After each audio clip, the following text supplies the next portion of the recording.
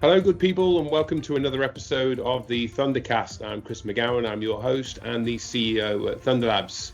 Today, we've got two guests, double the fun. Mal Wanstall, CDAO and data head at Cochlear, and Anthony Perera, who is the CDAO at Trobe University. Now, I was expecting to get together with these gentlemen and talk about all things data, AI, and everything else, and we ended up just talking about everything else. Expect to hear plenty about social issues, the US, what's going to happen about AI, what's happening in our current society, and why we think things happen the way they happen. Anyway, it's a surprising adventure. I hope you enjoy it as much as I did. I will see you on the other side. Thanks very much. Just before we jumped onto this, I said I make no introductions. I love just straight getting into it because we're already in the conversation. And you guys were throwing me questions around business and why be onshore. And that came out of this question of why Australia has such a problem with innovation. And I wouldn't mind revisiting that theme because there's something in that. And then that will lead to everything else, what everyone's here for probably, which is being a CDAO and the highfalutin lifestyles you lead and all the wonderful things that you get to create and invent and all the budgets going your way these days. I know this is true. All the money's in data and cyber.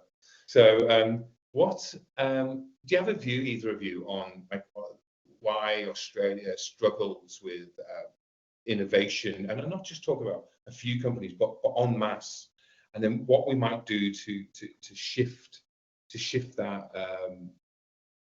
status quo? I'm going to break a taboo, which is talking politics for a second too. Let's go.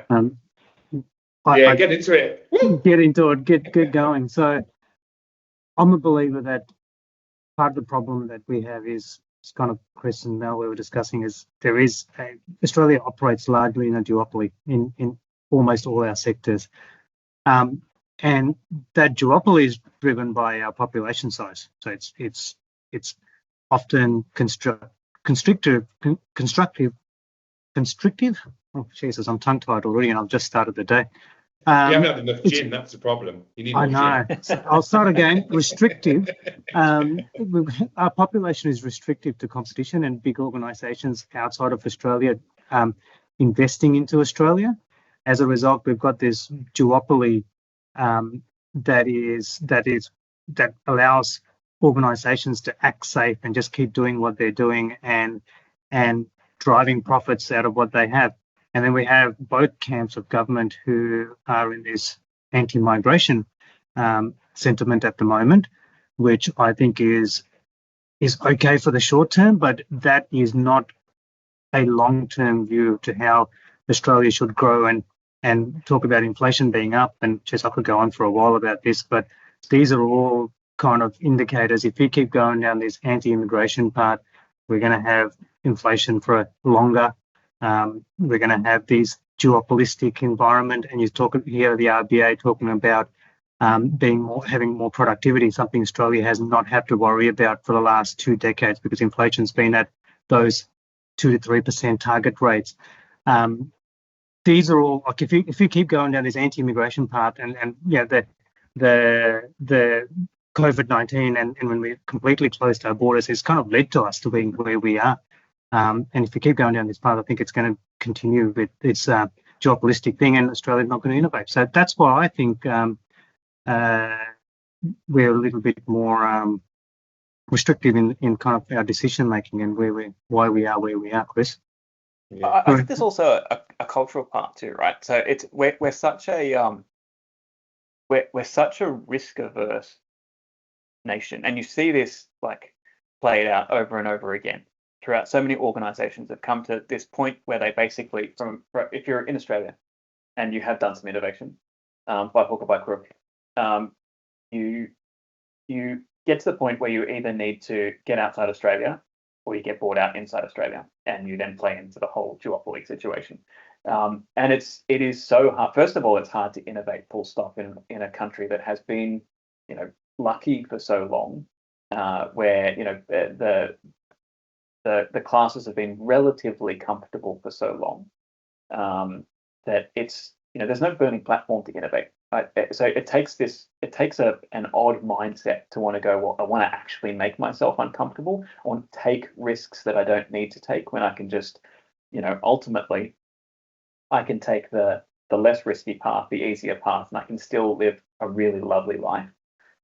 So we haven't created a climate that has been conducive to innovation. And then I agree with you, because of a lot of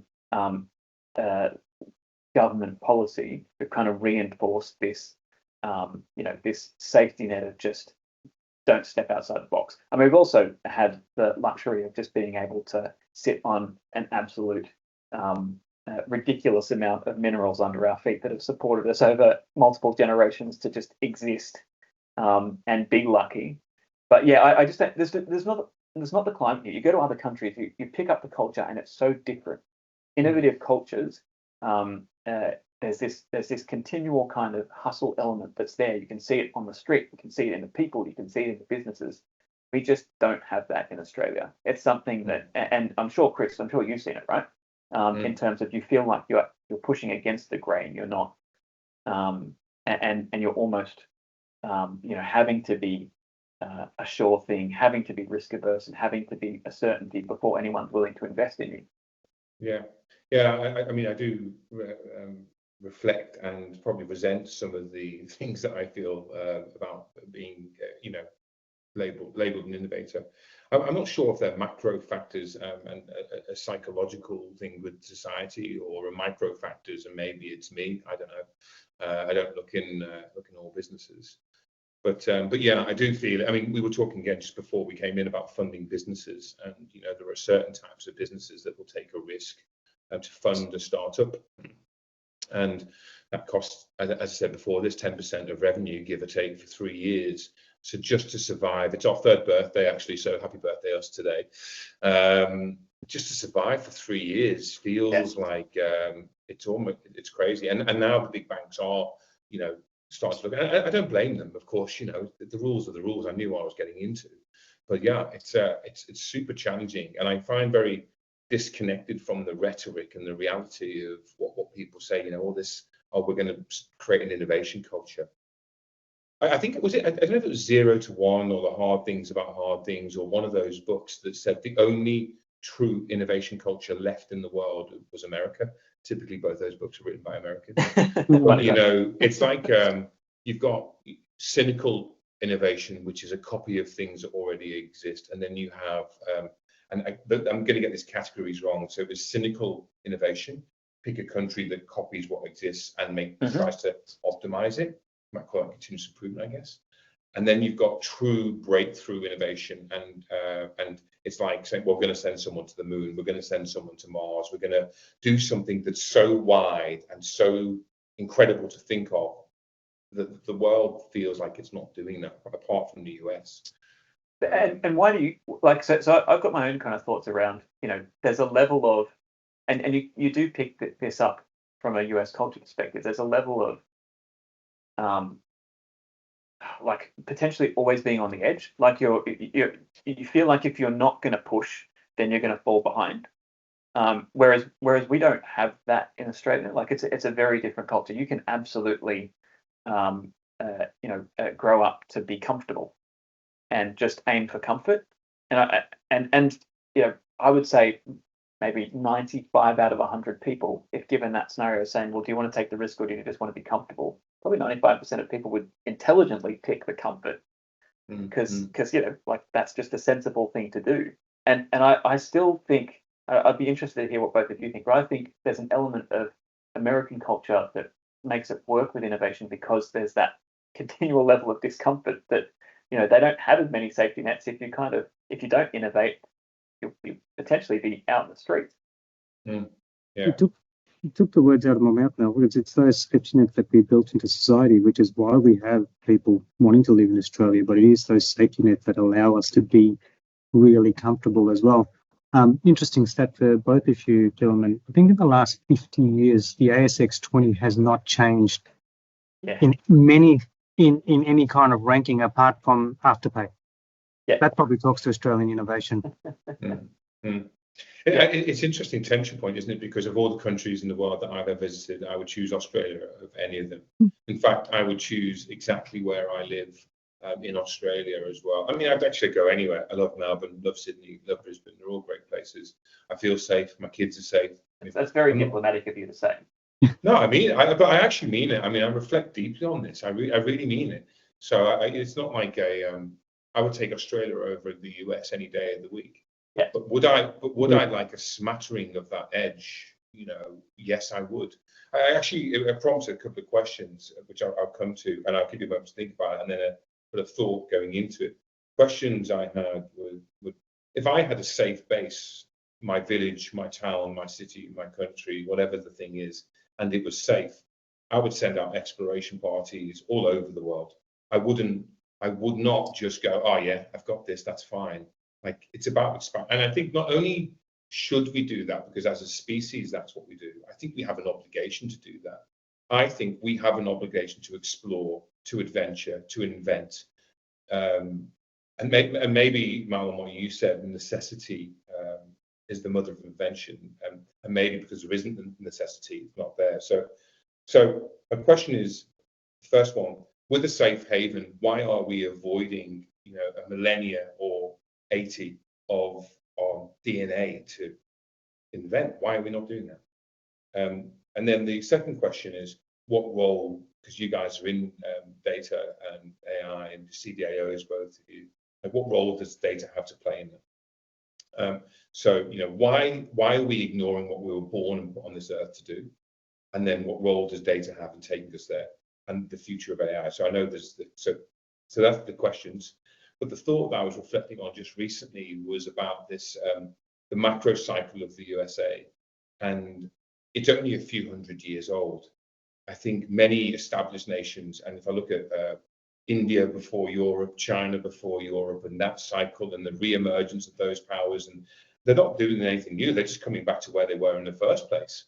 There were always bigger economies than the West before the West did what it did. So I was like, maybe that's why the US will hold its position, because this is just a thought last week. It's new. It's a new country. It doesn't have this legacy of, oh, it's all going to be all right. It's a highly vigilant culture which says, if we don't do this, someone's going to come and take our shit. Yeah. And anyway, there's another thought riffing off that, but I'll come to it in a second. So unless you want to comment on that, but the home base, why does Australia ignore what it wants to do, should do, or put here to do? And what role does data have to play in that? You want to go first, or you can go first, Mel? I'll jump in on a bit and then you carry there. So I don't think innovation comes from safety. I think it's the other way around. So I think history will prove this out. Innovation comes from tension and conflict. And that tends to be when, like to your point, Chris, right? When you feel like someone's going to come and take your stuff, that's when you do something about it. And I do think that's been the level of safety and comfort, which I would not trade for anything in the world, that we've had in Australia for so long, has allowed us to become complacent to innovation for that specific reason. Because geopolitically and geographically, we're distant.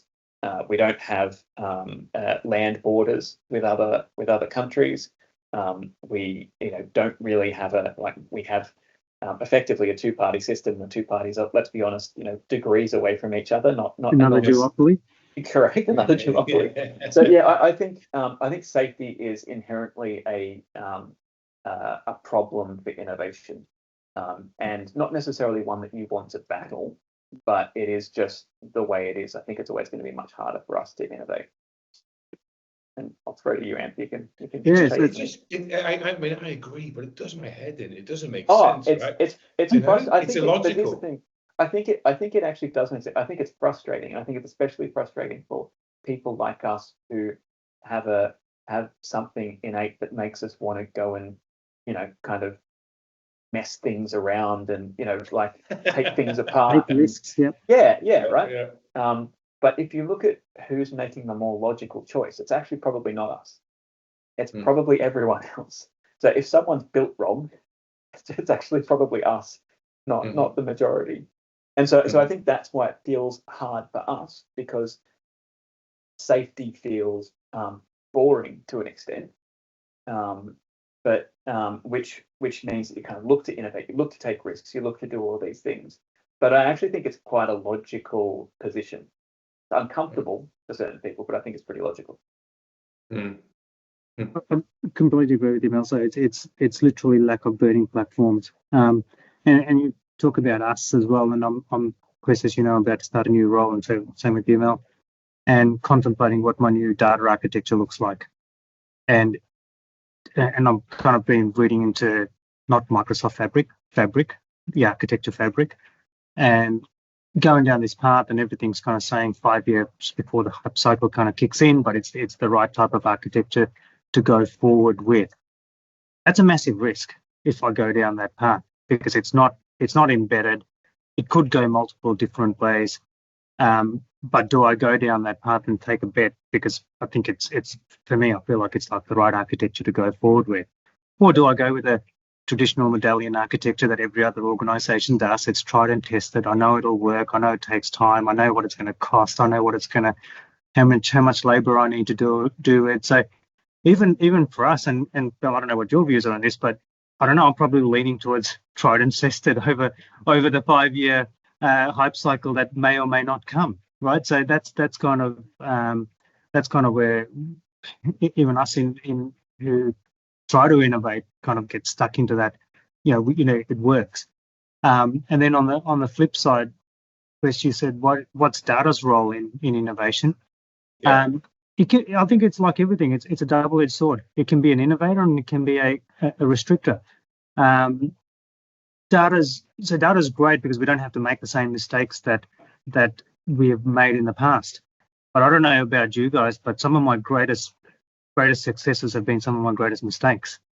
So we kind of use data to predict what we've done in the past, so that we don't make the same mistakes. But those mistakes are probably, in the right time, in the right place, those mistakes are probably the right thing to happen. I'll leave you with that. Yeah. Yeah, I think that's totally right. It's spot on, right? It's a and that risk equation is always really hard, because you've got to take, there's I'm sure for all of us, there's the technologist in us, which just goes, hey, this is new and shiny and cool. I totally want to try that. But then there's the broader corporate responsibility. You've got to kind of look at the overall risk factors, and you absolutely do err on the side of caution. It again, I think, speaks to that in a nation of duopolies, when all things happen at relatively large scale, you become more and more risk averse. You become less and less likely to rock the boat, because the boat's pretty big and it's kind of sailing in a fairly steady direction. So it does make it hard to innovate. I think where we are lucky from being on the data side of the world is that we get some pretty good opportunities to spark the conversation, because we get to see, part of our roles is not only to kind of build all the infrastructure and the controls and everything around data, but we're also on the precipice of being able to see what insights that data gives. And I think it gives us a pretty unique ability to start to set the narrative. And I've said this a couple of times, but I think data people are the kind of the storytellers of this next generation. If you look at how narratives are built and twisted and reinvented, it's all on the basis of using data and data technologies and analytics to be able to kind of see those narratives in the right places and start the ground as well. So I think we've got a lot of, whether it's healthy or unhealthy, I think we've actually got a lot of power from a data perspective to be able to set the narrative on quite a few things. It just depends on how we exercise that responsibility. I was reflecting on this recently. What a wonderful choice a COO of an organization would be to be from a data background. I think I'm not saying it caps out at COO, because it's CEO as well. we're a tiny organization. I know what's expected of me, and it's ridiculous. The breadth. It's not just about, I mean, I don't go deep on technologies, but I'm an inch deep, and there's like 1,000 miles across. But I was reflecting on the metrics about how you make a business successful. What's the strategy? What's the operations? And I think, you know, that distinction, operation and strategies, could also be thought of as preserve the core and innovate around the edges. And Anthony, and I was reflecting on what you just said about, you know, the data. I don't know what data fabric is, by the way. So, you know, and that's why I just brought up the feed. I was like, well, what is that? And then it's too long to read, so I'll go to it. I'm Googling for later. But I really like Jim Collins' The Power of the And, because how do you have both without blowing up the mothership, but, you know, but inventing new things that are around it? Because it's not only is it career defining and good for us and not selfishly, but I think again there's an obligation to keep on experimenting. I was reflecting again on this recently. It's like the universe is putting a boundary on me in some of my things, saying this is the boundary, don't go beyond. I'll have a concept and people go, that's an absolutely ridiculous idea, it will never work. And I was reflecting, and it's coming out in a post soon actually. It's like if there's so much friction, if there's so much of everyone saying no, you can't do that, I must be onto something, because this is the logical bit where everybody else stops. God, I sound like an addict. and quite honestly, but that what you're describing is that level of obsession, right? And you know, whether it's obsession with something positive in terms of a you know, good for society business venture, or crack, it's probably a similar kind of, you know, bloody mindedness of going, you know, where everyone else has thought, oh, this is too hard, where everyone else has thought, you know what, this is, you know, a lot of signs are pointing to no. To Ant's point in terms of when do you learn your biggest lessons through your failures, it's that pushing through. Because if everyone just stopped and said, oh, well, that's where the threshold is for everyone else, stop, I'll just turn around, then we wouldn't innovate at all.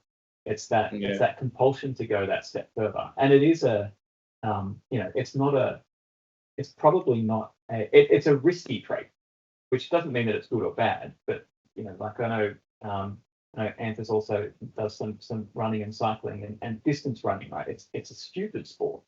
You continually run further, you continually get injured. You pay to go and, you know, put yourself through pain, but you just kind of want to see what's around the next corner, how far you can push yourself. For no other for no healthy, logical reason, but there's just this compulsion to go, oh, well, I could do, you know, 21K, what about 42? I could do 42, what about 50, right? What about 100 miles? Like, there's this continual thing of just wanting to push yourself. And I think that's what defines, or what drives people who are the innovators of tomorrow, naturally, as opposed to those who are probably happier with a very content life, just playing it safe. I think probably a lot of those innovators probably envy those people who can play it safe for their entire lives. Mm-hmm. Yeah, you make me think about innovation, because there's no choice as I see it. But I do like cautious innovation. It's the same as optimism. You know, people would think of it, oh, you how could you think that? You're too much of an optimist. And I'm like, I'm not. I'm a cautious optimist. In the same way that I believe in cautious innovation. And I'll come all the way back to a comment you made, Mal, and you, Ant, as well, about why I really messed up in my old business. I thought I could get into medtech. I thought I could create a category, invent something that no one had ever done before, and it would be easy. And what a fool, you know.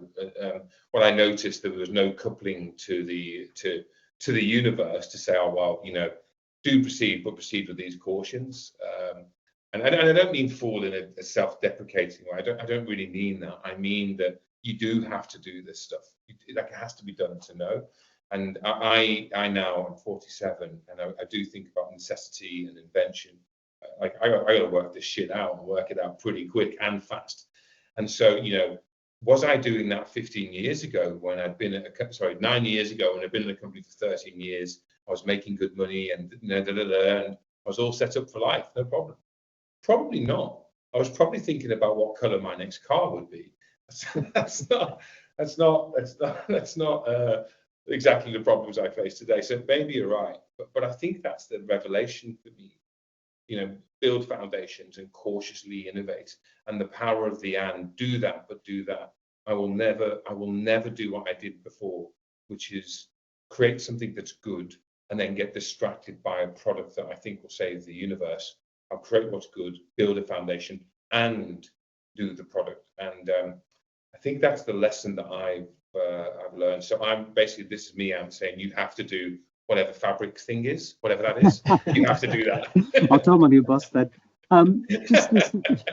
So one of my old bosses everyone has this idea that innovation is this great big, got to invent an iPhone or that to Afterpay or whatever it is. It's not, right? It's kind of at the edges. It's changing things. And one of my bosses, if he ends up listening to this, he'll know who he is.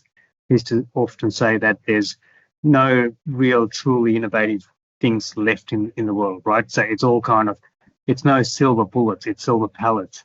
It's learning, taking other people's mistakes and applying it into a different environment or different things or a different time period under different conditions. That's what kind of driving innovation is all about. It's kind of taking that learnings, applying it to a new situation and seeing whether it works, but also having that guts to be able to do it. But I also find that people, I don't know, you guys are very different to this, and that's why I like talking to you guys. But people often just they've got blinkers on. They're just looking forward and actually not kind of looking at what's happened in the past and what mistakes have happened. And that reflectiveness is probably the key to drive some innovations. And that's probably, again, going back to that conversation around data. There's your answer to innovation. Mm-hmm. Yeah, that's a really good point. I love that blinkers comment because it is true, and I totally get it. I get why people kind of reflexively live their life like that. But there's so much can be learnt if you just kind of try and take a look from different angles at so many different situations. And I think that's where sometimes, and I think this goes into the innovation challenge in Australia too. We are everyone says how laid back we are. We fill our lives up with a lot of busyness. So whilst we don't have the same vigor and urgency as some other cultures in other countries, we are a very busy country in terms of hours in a day. And the expectation in hours in a day for people to be busy is actually very high in Australia. And I think it actually surprises a lot of people who come here and think, oh, I thought we were just going to be lazing out back on a deck chair. The picture that I had.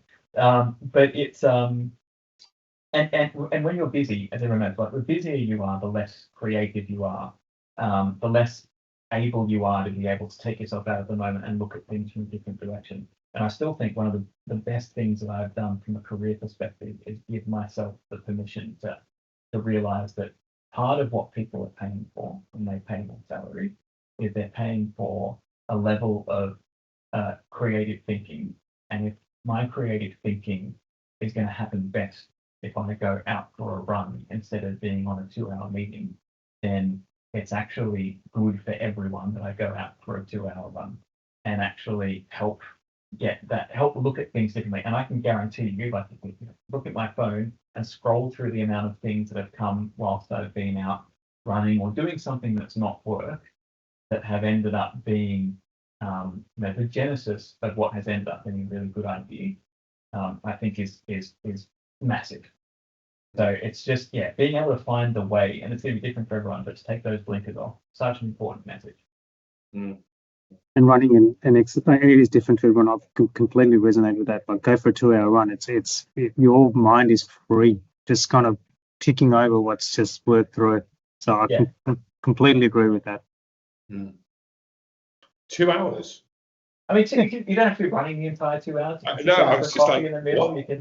You can warm up for a long time in the sun beforehand. You can do whatever you need to do, but take the time, right? It's not because I think a lot of people will then think in like 15-minute increments. So I'm gonna, I left this meeting 15 minutes early. I can take this 15 minutes myself. You need to actually be able to decompress and let your mind start to wander and stop thinking like those guilty thoughts of, oh, this is like this is devious, this is playtime, that's actually when we can do the best kind of innovation, and your brain starts to create all these new connections that it didn't create before. And to Ant's point in terms of, variations on a theme, that's how innovation happens. Got to allow your brain that level of elasticity, that time to be able to create those new connections. And that doesn't come from doing repetitive tasks. That comes from thinking about two random thoughts that never needed to be connected, and then suddenly you've got, a chocolate biscuit and an elephant in your head, and these two connections are being made that were never meant to be made and might spawn an idea. Chocolate elephants. I'm sure there's a There you biscuit go. with a Done. chocolate and an elephant in it. I mean, it definitely resonates. I was joking about the 2 hours. I mean, I competed in sport on and off for years. I found in this business, the 100% capacity is being used in the creation of the business, and it's not a complaint, but I do reflect on it in this stage and go, no, what's that about? But what's that about that I have? I mean, I've got 4 kids as well, right? And life and stuff and things and whatever. But I've been reflecting on that recently. But it is the most important thing that I could do for myself right now is rediscover my long distance something or other. And I was talking to another friend of mine recently who's just a couple of years ahead of me, and I noticed about this mark. He refound the ability to do, at this time in business, he refound the ability to do sport again. And it wasn't success that his business was going gangbusters. It actually was. But I think it's gone better since. And I've been here before too. I just don't have the knowledge base to go, well, why is that? Why do you have to focus on it for about 3 years before you can find the need or capacity to reintroduce something that is good for you? So it really resonates, and the universe is it's funny how the universe resists in some things, but it's definitely pushing me back towards going for 2-hour runs because that's something, right? Clear out the afternoon. That's that's right. I might just come back to something. I'm not sure that I feel like I cut you guys off because when I said what role does data have to play in possibly in innovate, driving innovation, and I was reflecting on going, well, maybe the next generation of COOs, CEOs are from that line that they get the seats at the table. But so I got there. Maybe that comes back. But one of the questions I wanted to ask is like around data and AI and the world that you're in, that you're always contemplating. And I know that you both know I have some views on the hype cycle of where we're at and what's real and what's not real. But what's a truth that you both hold that's not commonly accepted in the world that you're in? Like what are you musing, going, this is a truth? Why is no one saying it? If that's an easy question. So simple, right? Really hitting on the easy one. It just flows. It just flows. So probably I know every CEO and every board is wanting to adopt AI and do something with AI. I just don't think the returns are quite there yet from a commercial lens for organizations. I think they're still, and again, this is probably talking to the innovation and my Australian culture coming out. It's and we've got to dabble in it to make it grow, and obviously we've all got to invest in it to make it grow. But if I was taking a selfish perspective from I want to drive returns here and now, I wouldn't want to play in it yet. And so that's probably not. And someone's got to invest in it. So that's the other side to the equation, right? Because if you don't invest in it, it goes backwards. But organizations and CEOs and boards really need to go, if you're going to play in it, you've got to allow for those mistakes to happen. You've got to allow for no returns here and now. And it's probably a very unpopular view. Mm-hmm. Yeah. Boo. Super risky, because you're right. Like Very risky, yeah. Right? And what everyone will say, oh, that was heap of fun. And you go, all right, cool. So that value proposition you said at the beginning, has that paid off? Oh no, but it was heaps of fun. Yeah, like okay, well that's pretty much where we are, and I think like that's also been the continual challenge with blockchain, right? Is that that the technology feels like it's got to be an awesome solution to something. We just haven't really found the something yet that is as awesome as the technology on paper looks like it should have done. And I think on that AI, I think similarly in terms of the truth is probably going to be also on the AI lens. And I strongly say this: people have this conceived notion of what when people think of AI, they either think of terrible things that happen in movies, which may or may not come out to be true, or they think of these, kind of fully autonomous robots. Yeah, Terminator or HAL, or pick your poison when it's not going to end well. The Matrix. But I actually think we're holding. We've done this really weird thing with Gen AI, specifically Gen AI, less classical AI, where the whole breakthrough was to be able to mimic human creativity to an extent, to be able to show a level of humanness, which is to get two things that are disconnected and connect them in a way that haven't been thought of before, and then spit that out. And then at the same time, we're angry about it displaying the fallibilities of humans, like hallucinating and lying and making shit up, like all of these things where you go, well, we're getting angry at this thing that we've created for doing the exact thing that we created it to do. Mm-hmm. And then people get really caught up and go, oh, well, it's unreliable. We can never use this thing. Like, well, have a look around you. Who have we stocked our organizations for? People, right? How perfect are they? Do you have any HR complaints? Do you have any people who have lied or taken days off when they should? So I actually think the barrier that we're holding specifically around Gen AI is actually wrong. And I think the conversation has to change in terms of that we need to stop looking at it as this perfect silver bullet that's going to do all of these things. And we actually need to reframe it of going, if we were to, and this again, quite controversial, let's throw it in there. If we were to hire an AI instead of hiring a person, and it's going to perform around about the same level of that person, it's going to make mistakes, it's going to get something right, it's going to get something wrong. Is that actually what the value proposition should be? And is that good enough? Because I feel like we're going to wait for perfect, and we're going to miss out on a lot of the value propositions that are there to be taken right now. You are spot on the money, Mal. So I think that so by no means is my controversy my disbelief in AI and thinking it's going to change the world, and it's probably the biggest innovation, specifically Gen AI, and what comes next from Gen AI. It's probably the biggest innovation since the internet. But it's still not there, right? But we still got to keep going. We still got to, and it's not going to be perfect. And we've got to accept that it's not going to be perfect, and that's probably the biggest thing. Yeah, and it feels really hard for people to accept, right? And going, oh well, this algorithm made a mistake. Whereas we find if John made a mistake, because we can just fire John. It's actually a big thing for us to try and grapple with, I think, as a society, because I think there's a lot of use there, but the proof of concepts that we're starting to build out rely on it being close to perfect. And it was never designed to be close to perfect. So I think we're failing on the value side. But even you talk about a very common use case is having a chatbot in a that's instead of that, again, controversial, but replacing and potentially augmenting your call center staff, right? Yep. We can train call center people to be as good as it can, but what's to say they're not going to give you the wrong information? Totally. What's to say they've looked at a wrong knowledge article or a contradictory internet page, and they've kind of blended the story together. So there is nothing.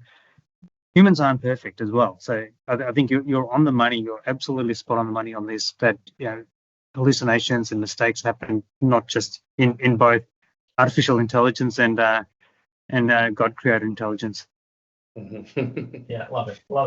And I think also too, if we're looking down to the future, we're facing a couple of generations, especially the ones that were in their kind of formative years through COVID, when all of the things that we knew about work were disrupted and the world kept going. This whole idea of someone having a career that's full of a 9 to 5, that's about climbing up the ladder.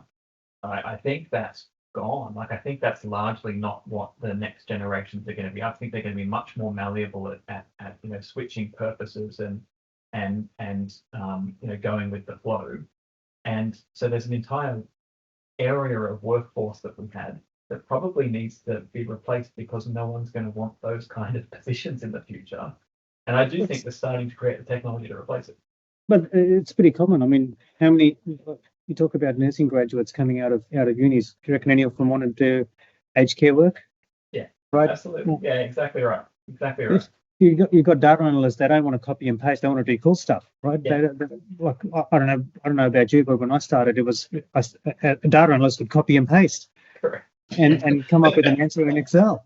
But no one wants to do that kind of stuff anymore. So this is where we need to augment our workforce, because I agree, our future generations aren't going to want to do the repetitive, crappy work that's kind of being done now. Right. This is deep in thought. I feel like we need to be down the pub, and I could ask you about 1,000 questions of all this stuff for hours and hours on end. I'll go back to a couple of things. Have you guys read Homo Deus?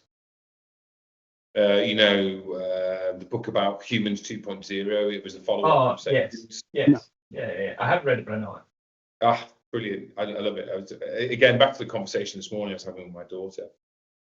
I have the view that Homo Deus is right, but I have a more amusing, hopefully extreme version of it.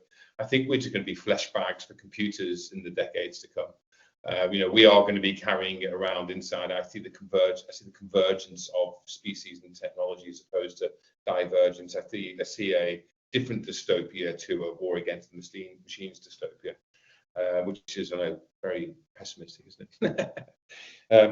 So it's making me think on, I was reading some books recently about benevolent artificial intelligence and what that could look like, and it's funny, there's two themes. One, benevolent AI repressed the innovation of humans to keep them in their box so they stopped killing themselves. It actually took them back to pre-Steam age, going, look, if you guys have got guns, you're just going to shoot each other, so I'm taking them all away, give or take. And it genetically engineered them out because its programming said preserve at all costs. I mean, to me, it was mind-blowing, the solution it came up with. And I love it. What a brilliant thought experiment. And the other one was benevolent AI, and the books were connected, that just said, you guys are going to kill each other, go ahead. And when you're ready, I'll help you rebuild with the right foundations. And I find it a very interesting theme, because who the hell knows? Because all of that's possible, right? All of those things are really possible. For the first time reading these books, I was like, that's how that could happen. So sci-fi. I love sci-fi. Like I'm in. So I was like, that's how I could. For the first time, I imagined how a consciousness could be put into a machine. Because I'm like, well, can you program consciousness, or can you transfer it into a repository? I mean, I don't know. So this leads to my question: benevolent AI, evil AI, create consciousness or transfer consciousness? Which do you think is going to happen on those two questions? Well, Jesus, that got deep really quickly. This is your fault. You're inspiring. This is my yoga for my mind. This is my long distance run for my mind. I don't know the answer to it, to tell you the truth. I'll throw my head in the ring. So I think the challenge for humans in general, and I count myself as one of them still at the moment, is that it's really hard for us to think outside of ourselves. So it's hard for us not to be the main character, to go, well, obviously the outcome must be that, how do humans carry on? Like as if that's the point of the question. But if you look at at evolution over time, the point has never been to go, well, I'm the apex, therefore there'll never be something beyond me. Like that's just never played out. So I think it's almost selfish in a way for humanity to think that, well, we must be it, and how can whatever comes next just be a better way of serving us being it? Because if you look at what's most fallible about humans, it is a whole bunch of our biology. Like, it is the fleshy parts that are fallible. And if you look at how we're increasingly augmenting them, it's with technology. It's moving things away it's moving to technologies that are less fallible.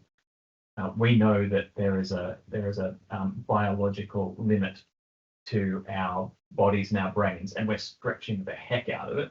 But there's always going to be a biological limit to our bodies and our brains because of the things they're built from. So you can try and kind of keep them going for as long as possible. But I see technology augmentation as continuing.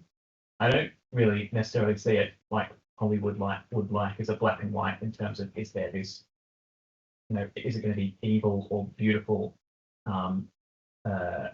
technological transition?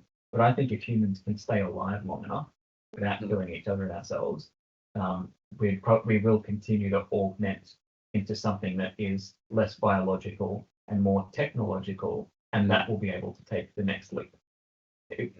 In terms of, it will be able to outlast us from a longevity perspective. It will be able to retain and pass knowledge along better than we can, which machines can already do. But at the same time, I kind of, and I take the same attitude towards the simulation paradox as to whether we're real or whether we're in a simulation. Is ultimately kind of, who cares? Like, there's quite legitimately nothing that we can do about it because it's going to progress in this direction, and it doesn't matter how many Asimov kind of rules we put in place to make sure that the robots don't come back and destroy us all. This natural evolution in search of what's next will continue, because it always has. And the fleshy parts of us are probably going to get left by the wayside.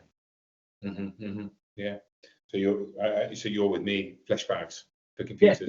Yeah. I'm probably with you too, because I don't think so. It has to be symbiotic, right? Both in, if we kind of do it separately, the humans can't, with the technology at the moment, humans can't live forever, and machines can't truly learn, right? So it has to be that symbiotic. If we're going to survive and be great, it has to be a together thing rather than a. So you can't have that almost that evil. And I think even the algorithms will eventually prove out that either can't survive, or machines either can't survive without the other. And I think at the moment there's one bit too that we can't do. So brains, right? We know nothing about brains, like absolutely nothing. As a species, we just know nothing about them. They are so complex and so beyond our understanding at the moment. We are pretty good at like muscles and nerves and bones and all of those kind of things. We can replace most of those with different bits and pieces, including our muscles like our heart, and we can function pretty much fine. We know nothing about the brain. Like, there's been no real success in terms of, other than things like Neuralink and other methods of being able to try and just peek at what's going on there. We just know nothing about it. So until we get to that conversation, and I totally agree with you, man, until we get to that conversation in terms of could we actually synthesize mechanically or electronically, could we synthesize a brain, then the point's kind of moot, because you can't replace that part yet. And it's just, at the moment, it's not even looking like it's close from us being able to understand the mechanics of the brain. And that's the thinking. Look, I just don't look. If you kind of put our current level of thinking, you can't see a future where they're not symbiotic. Yeah, I agree. If we manage to get past that, if there is a way that and whether this is the singularity or not, if there is a way where we're able to synthesize, consciousness is the wrong word because that's too philosophical, but synthesize a brain, then let's revisit the conversation then. Okay. If we're still allowed to. If we're not, I've seen it 1,000 years. I've seen it 1,000 years. But that's the thing, right? And so if you saw what we're doing today with AI, if we'd seen that 10 years ago, we would have thought that was 1,000 years old. So it's hard to know. Is it literally 1,000 years? Is it 1,000,000 years? Is it 10 years? It's so hard to predict the speed of things nowadays because innovation is bursting in these really unpredictable ways.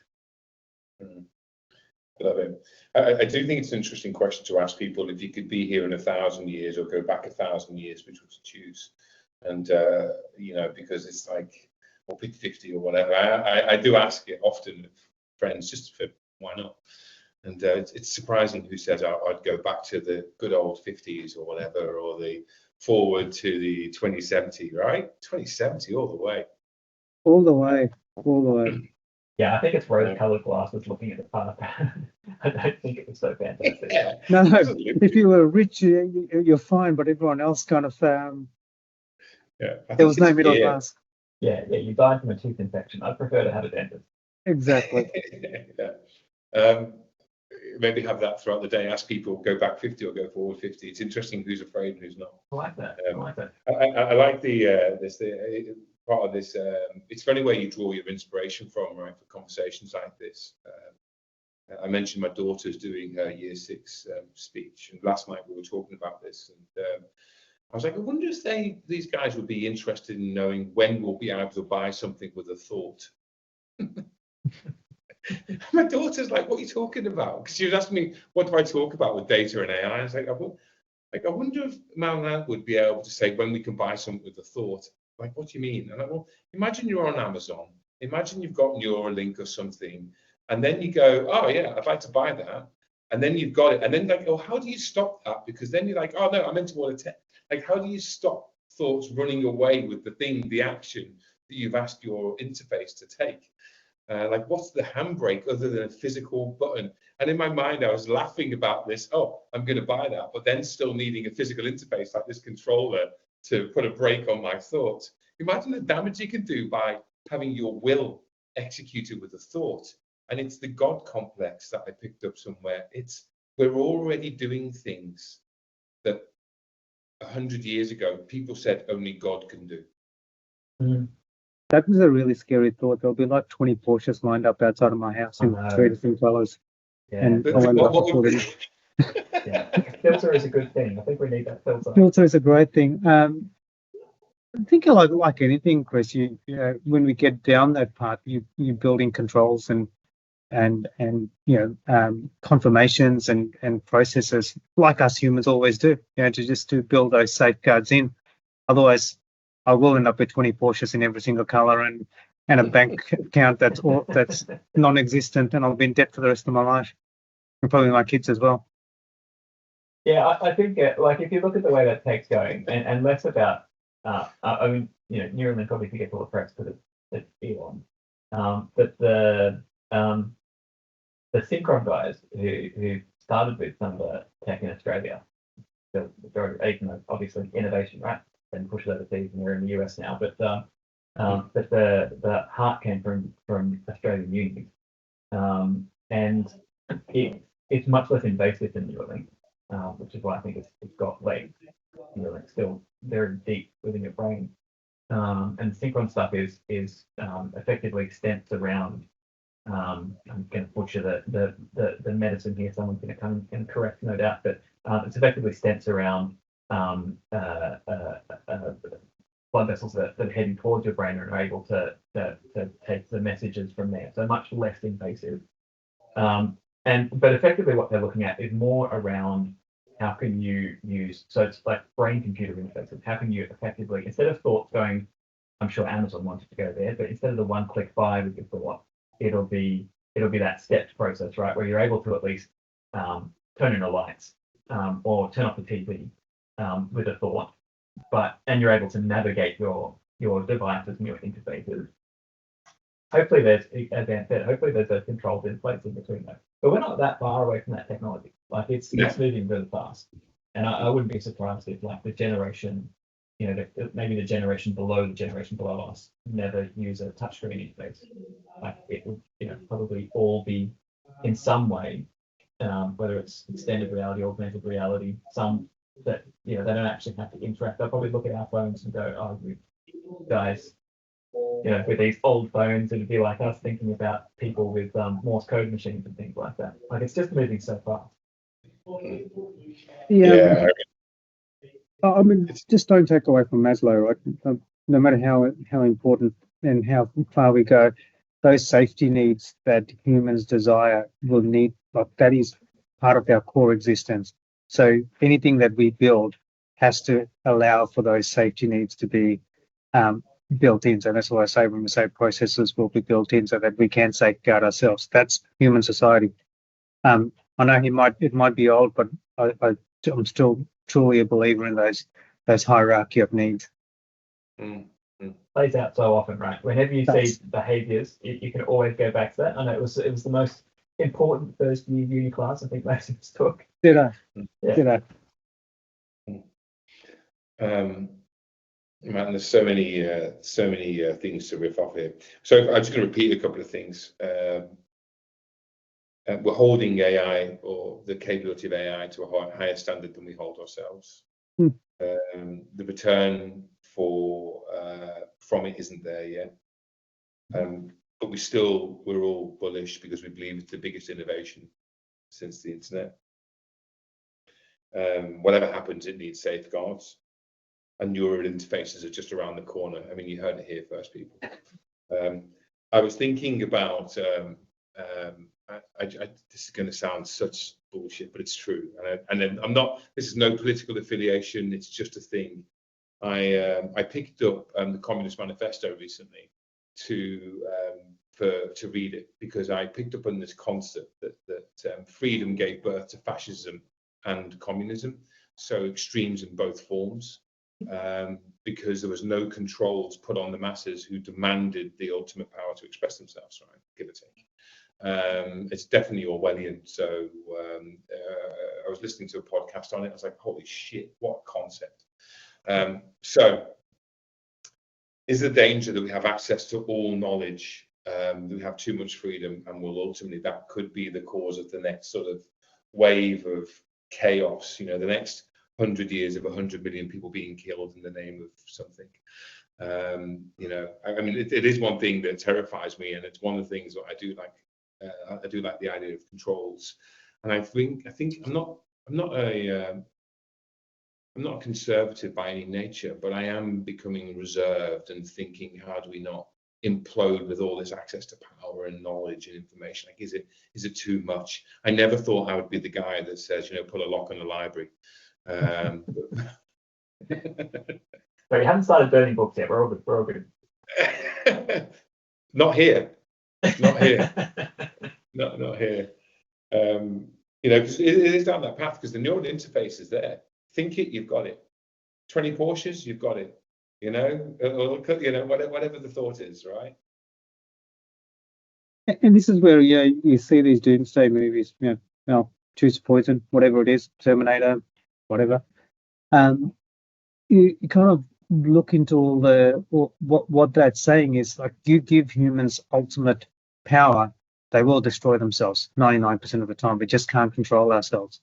So that's why humans have always built in controls as a and I'll keep going on about Maslow, because we want to make sure that those we can go through those needs, and those two basic needs around belonging and safety are just fundamental in our society, that we just need to make sure that we are protecting the more vulnerable around. I mean, it's going back to building data lakes and data architectures and databases. If you free it up, as much as you'd like to free it up and allow people to do it, without the right controls in place, it just becomes, your data lake becomes a data swamp, right? So you have to build in those controls and those guidelines so that humans can play nice and we can play consistent, and when people eventually leave, we can pick it up and continue on. And that's kind of society as in general. We've built this perpetual society where humanity can continue with missing links in it. And I think that'll also stay true to AI algorithms that we build, and I think that's where the student things are coming from, because if you don't have those controls and take that away, humans will inevitably kill each other. we're very good at doing that. Mm. We look throughout history, and I think part of it too is that we're in this. So I think information and the freedom of information has helped, and the easy distribution of information now has opened a lot of people's eyes to the way that society has been run.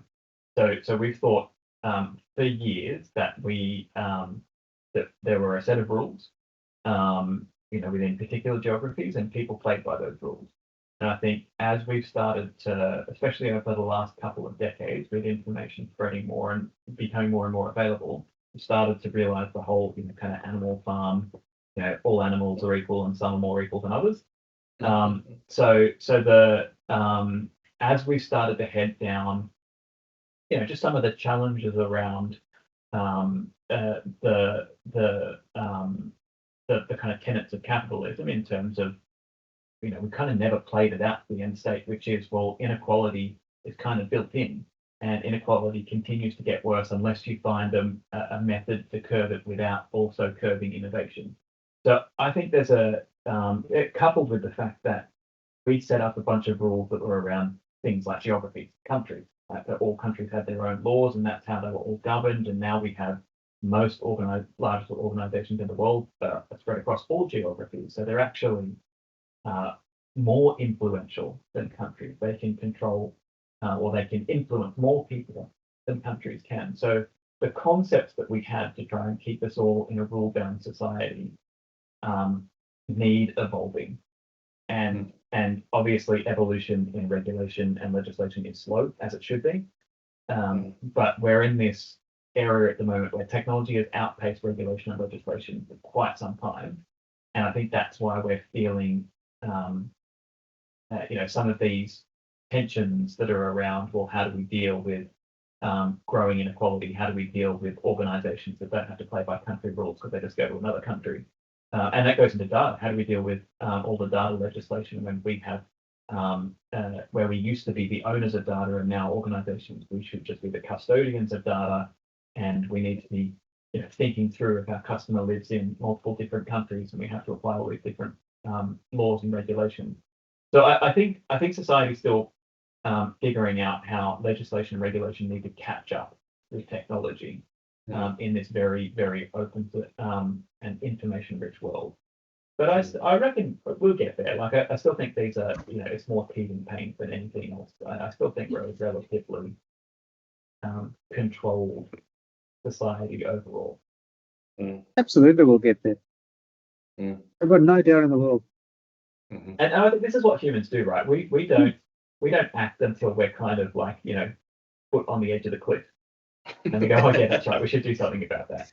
And we've done it. Like, we've pulled the rabbit out of the hat how many times now? It's not to be cocky about ourselves, but we're pretty good at innovating in a crisis. There was a consulting company used to work with a pretty good organization, and they used to talk about this the innovation cycle, and they said organizations just don't innovate unless there's a burning platform. Humans don't innovate unless there's a burning platform. And that is simply the circle of innovation.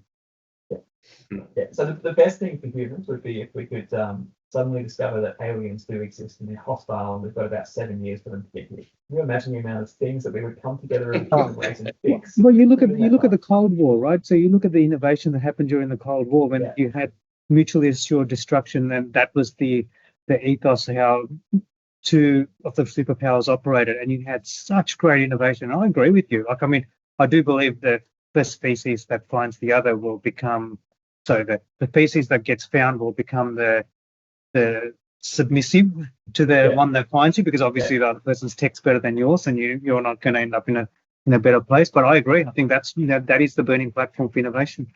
So we need some existential threat. That's what we need. Are you guys watching watching or reading the Three Body Problem at the moment?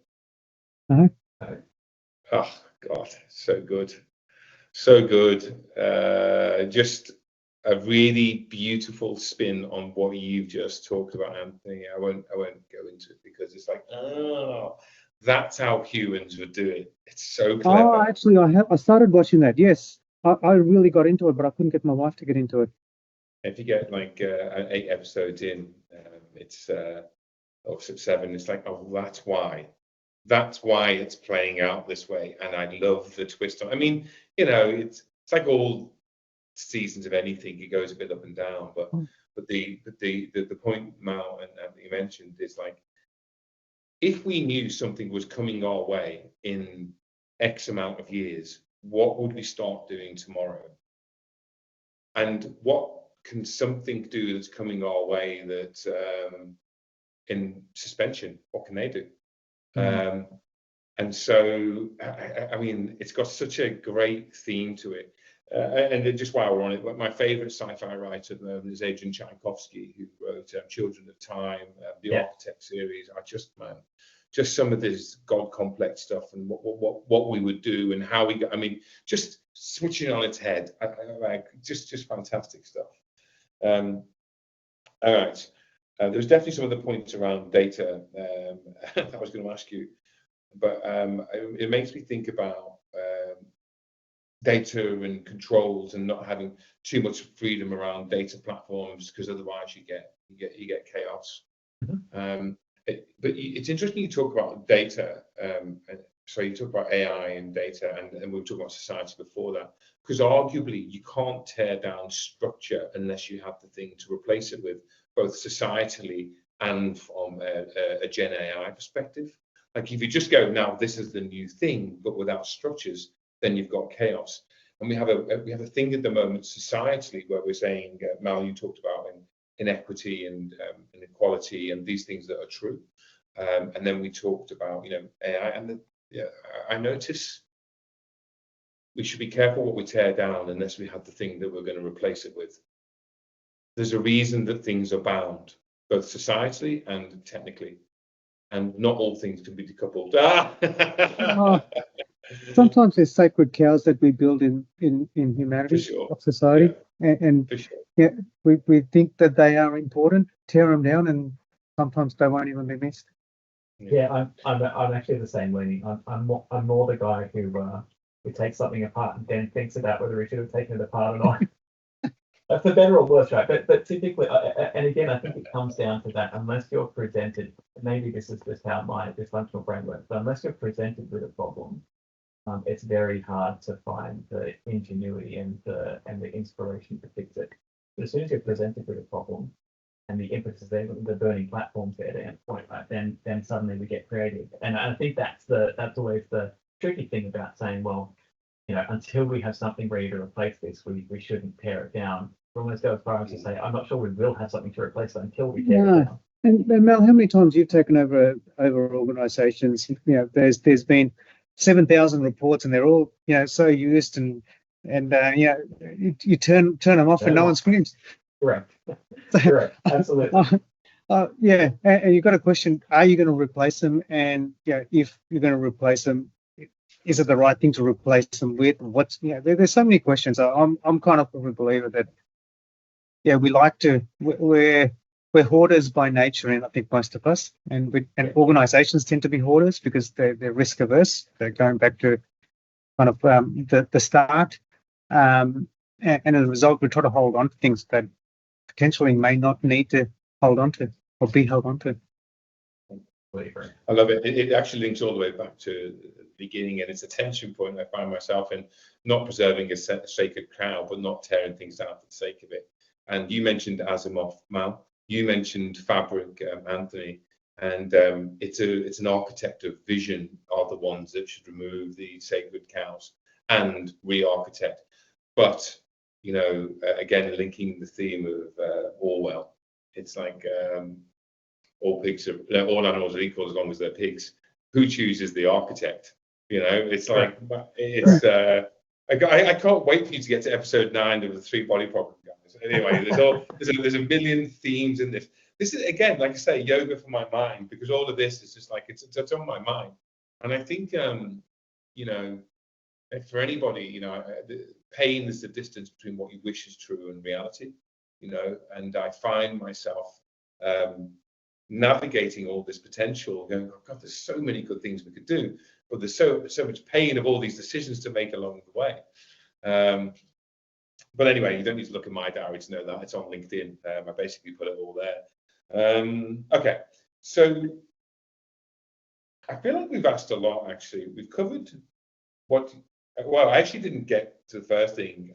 We got to what truths do you hold that aren't commonly accepted? We talked about what we should know. We've talked about societally and technically a little bit. I feel like we talked about what possibilities.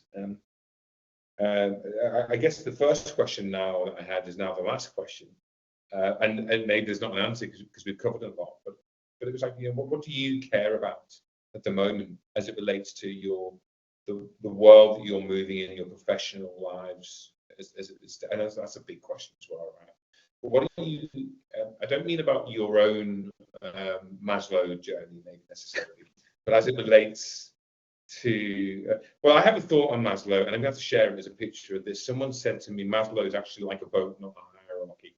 And they gave me a really good example, and it was the foundation. The hull is the security, and the sails are your vision for altruism. I was like, me, that is so beautiful, and it's from a book that they took, and they were talking to me about, yeah, because I was struggling with saying, why do I want to do this when I haven't got that?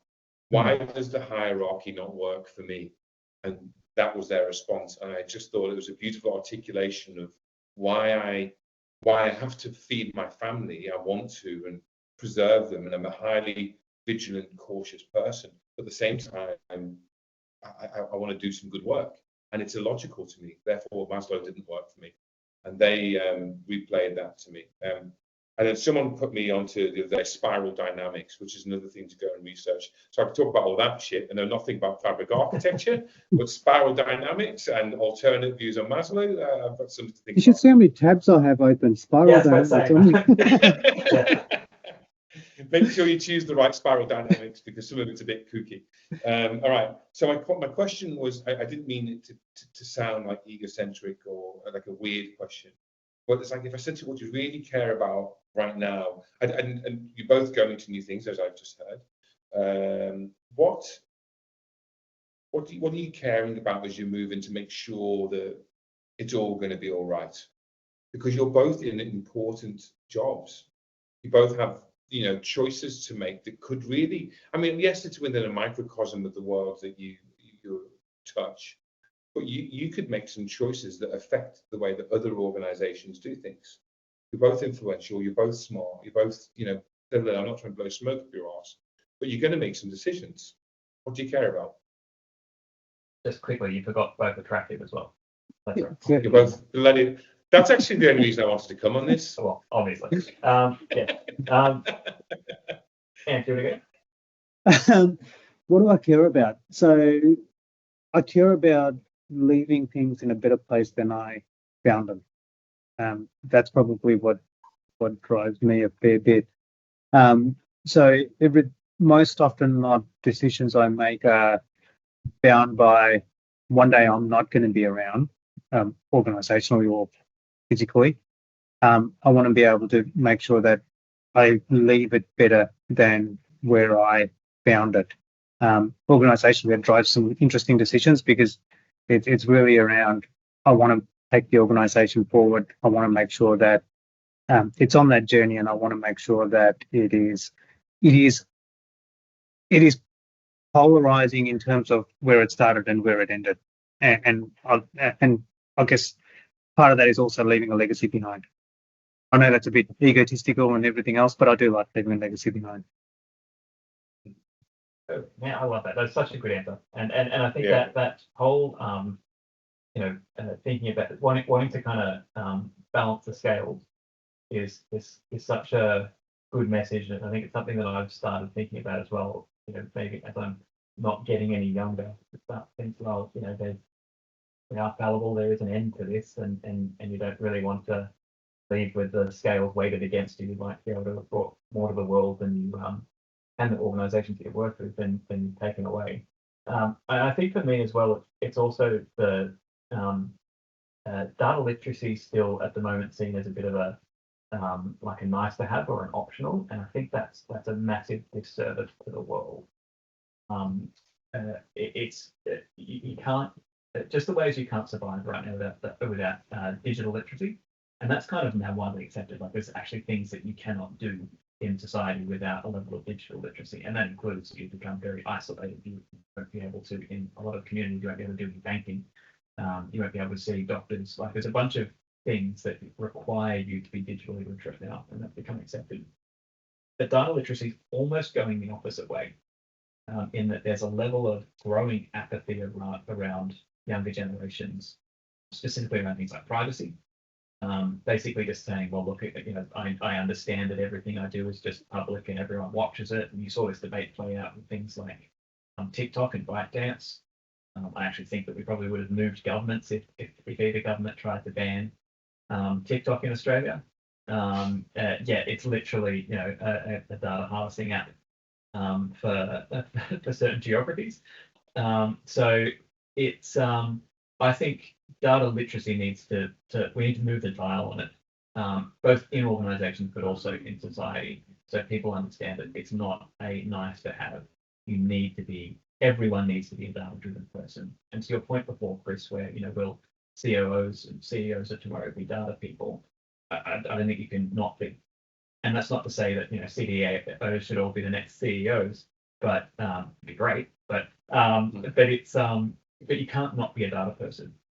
And agreed. I want to see that change happen. I want to see people realize that data literacy is no longer an optional or a nice to have. Mm-hmm. Yeah, great.